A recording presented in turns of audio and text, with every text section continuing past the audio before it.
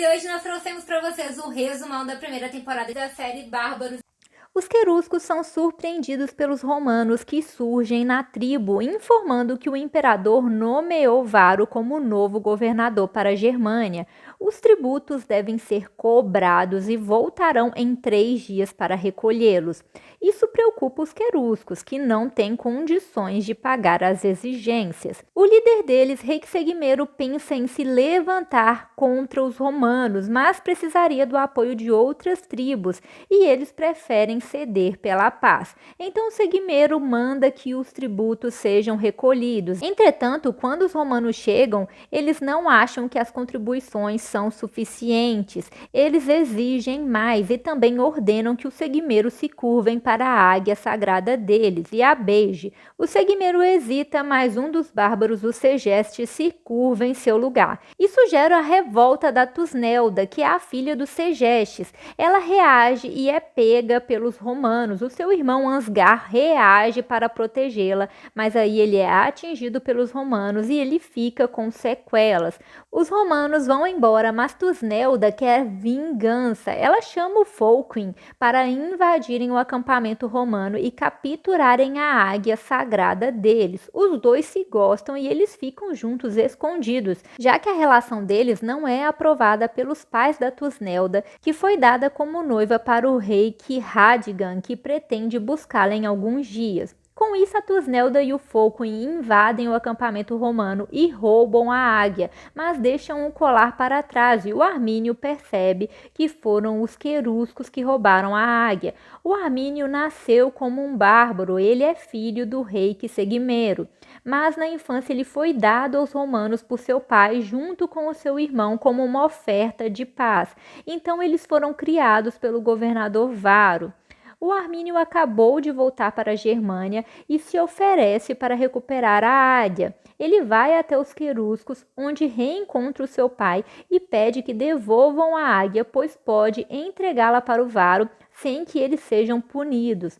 Entretanto, antes que ele consiga retornar com a águia, o Segestes trai o seu povo e procura o Varo, denunciando o Folquin por ter roubado a águia. Assim, os soldados romanos vão até a tribo e matam toda a família de Folquin, enquanto ele está na floresta. Quando ele retorna, ele fica muito impactado com tudo, com a morte da sua família, e foge com alguns homens. Já o Armínio chega ao acampamento e entrega a águia que resgatou para o Varo. E ele quer voltar para Roma, mas o Varo dá uma última missão para o Armínio: capturar e matar o Folquin. Ele quer a cabeça dele. Assim, o Armínio sai com alguns soldados atrás do Folquin, mas fica abalado, já que na infância ele era muito próximo do Folquin e da Tusnelda. O Folquin está escondido na Terra Sombria, onde faz um pacto com os deuses. Ele quer a vingança por sua família e vai sacrificar o seu primogênito.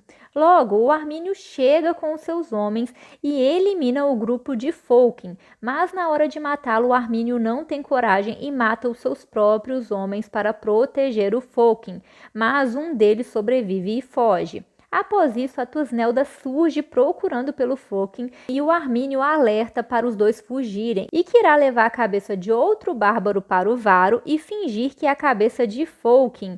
Assim eles vão acreditar que ele está morto. Enquanto isso, Segimero se encontra com o Varo para falar dos tributos, já que o seu povo está sofrendo sem nada, mas o Varo não abre mão dos impostos e quer escravizar o seu povo. O Segimero não concorda e o Varo propõe que o Armínio se torne o rei em seu lugar, já que ele é um bárbaro legítimo e para isso Segimero tem que morrer. Com isso, ele tira a sua própria vida. Com a notícia da sua morte, o Segeste se intitula Rei dos Queruscos. Enquanto isso, o Armínio volta ao acampamento e entrega a cabeça do bárbaro para o Varo, como se fosse do Folquin. Ele espera poder ir para Roma, mas é surpreendido pelo Varo, que revela que o Armínio deve se tornar rei dos queruscos e que o criou para isso. O Armínio fica muito decepcionado, pois acreditava que o Varo tinha o criado como seu filho e não imaginava que ele sempre teve esses planos. Além disso, o Armínio é informado que um de seus homens sobreviveu e está na enfermaria, então ele vai até lá e mata ele para que não conte nada da sua traição. mas a sua ação é vista pelo Talho, líder dos mercenários germânicos. Assim, o Armínio convoca o Talho para fazer parte do seu povo e, inclusive, o convence a se rebelar contra os romanos. Após isso, o Armínio vai até os queruscos e assume como rei, o que gera a insatisfação dos segestes. Então, o Armínio vai encontrar com o Fochem e a Tusnelda e conta do seu plano de destruírem as 3 legiões de romanos. Para isso, eles precisam unir todas as tribos de bárbaros. E eles só vão conseguir isso com a Tusnelda, pois ela se intitula como profetisa e é conhecida por sua conexão com os deuses. Assim, ela deve se casar com o Armínio para que ele seja seguido. O plano não agrada o Fochem, que não quer que a Tusnelda se case com outro homem, mas ele aceita, pois eles pretendem ficar juntos depois que tudo isso acabar. O Fochem fica escondido na floresta, pois eles não podem saber que ele está vivo, e o Armínio vai para a tribo com a Tusnelda e eles se casam. Além disso, a oráculo alerta a Tusnelda que ela não fez o sacrifício para ser uma vidente e que pode ser punida pelos deuses por sua arrogância. Logo, Armínio é informado de que Fochem foi morto na floresta por romanos. Eles vão até lá e encontram um corpo queimado e Tusnelda fica triste. Entretanto, ela não sabe que o corpo não é do Fochem, e sim de um escravo que tentou fugir dos romanos. Fochem foi levado por eles como escravo e é mantido preso.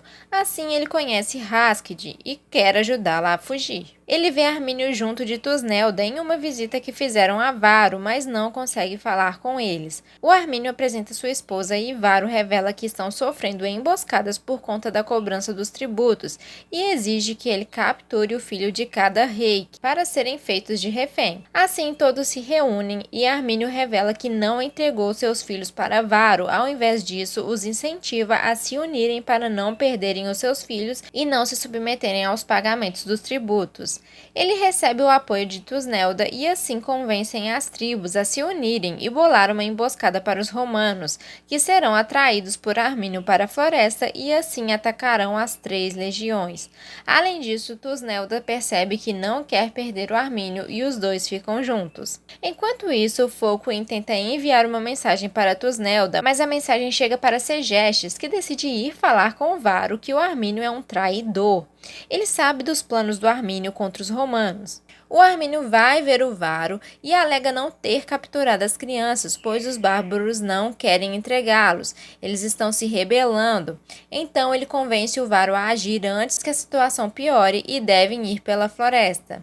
Neste momento, Segestes chega e revela que o Armínio é um traidor e que não matou o Fochem, que está preso com os escravos. Mas o Varo acredita em Armínio e segue o seu plano. Com isso, Armínio descobre que o Fochem está vivo e chega a vê-lo entre os escravos, mas não o liberta e manda que espere. O Armínio segue com o Varo e os soldados romanos pela floresta.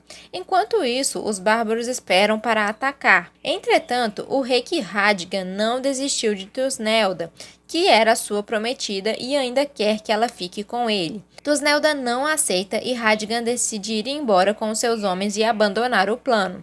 Isso faz outros reiks pensarem em desistir, então Tusnelda usa a sua influência e corta o próprio olho como sacrifício para que possa ter visões dos deuses. Assim ela consegue convencê-los a seguir o plano e ocorre a grande batalha. Enquanto lutam, Segestes convence Radgan a não ir embora e propõe que traiam o Armínio, pois com a morte dele o Radgan pode ficar com tudo que pertence a Armínio, incluindo a Tusnelda. Durante a batalha, o Fochem consegue escapar e também luta. Assim, Tusnelda descobre que ele está vivo. Já os soldados são massacrados e o Varo vê a grande traição de Armínio e decide tirar a própria vida na frente dele. Além disso, Radgan chega com seus homens no fim da batalha e finge não ter desistido dos bárbaros. Com o fim da batalha, Tusnelda diz para o Armínio que ele deve reinar sobre as tribos e que ela será a sua rainha. Depois ela vai falar com Fochem, que está chateado por ela ter mudado, mesmo que achasse que ele estava morto. Ele manda que ela o procure quando decidir o que quer. Após isso, o Armínio fala com Fochem sobre o seu plano de liderar as tribos e pede que ele fique ao seu lado, mas Fochem nega e ameaça matá-lo caso se torne rei das tribos. É então que a oráculo surge e revela para Tusnelda que ela está grávida e que o filho não é do rei. Deixa aí o seu joinha, porque Resumão sempre dá muito trabalho. Não esquece, é claro, de se inscrever no canal e ativar as notificações pra não perder nada que sai por aqui. Então é isso, galera. Tchauzinho!